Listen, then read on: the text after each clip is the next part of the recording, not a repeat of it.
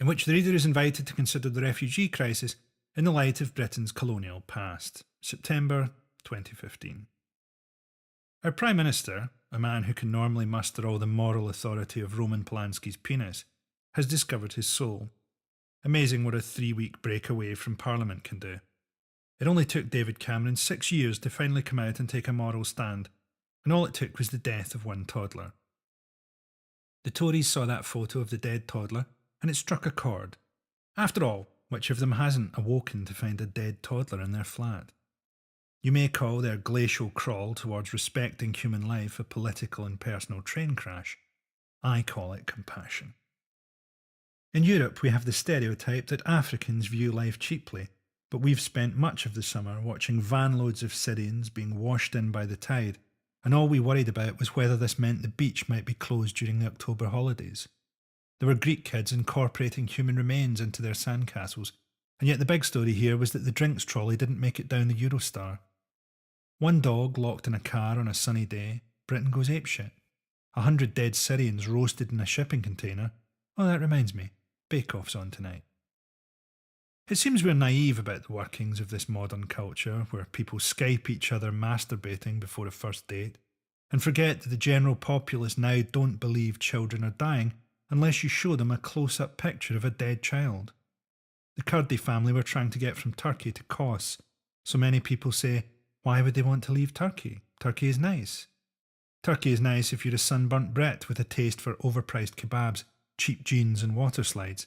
It's not so nice for a member of their oppressed minority who speak a language they've banned by law. What we've not heard is that children get washed up on the shore at Bodrum every single day. What are Turkish journalists doing? Generally about 2 to 4 years hard labour.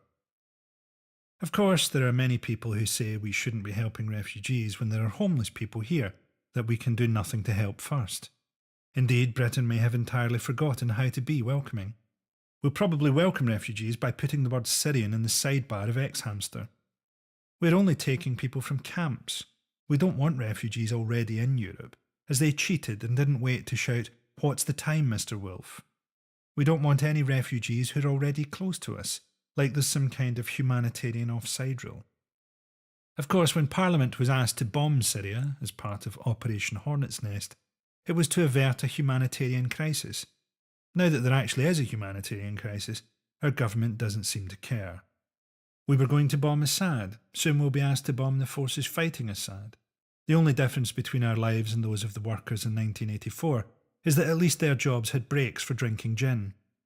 Perhaps I'm being cynical, and the way to bring stability to a region is to bomb both sides in a bitter civil war, creating a power vacuum to be filled by moderate groups like the Screaming Sword of Allah or Super Jihadi Endgame.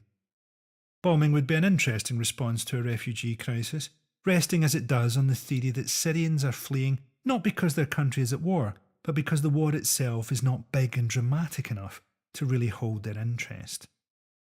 I certainly don't want to see ISIS in a war with our troops because, let's be honest, they are just impressionable young men who have been manipulated into a life of murder by those who teach hate, and ISIS isn't much better.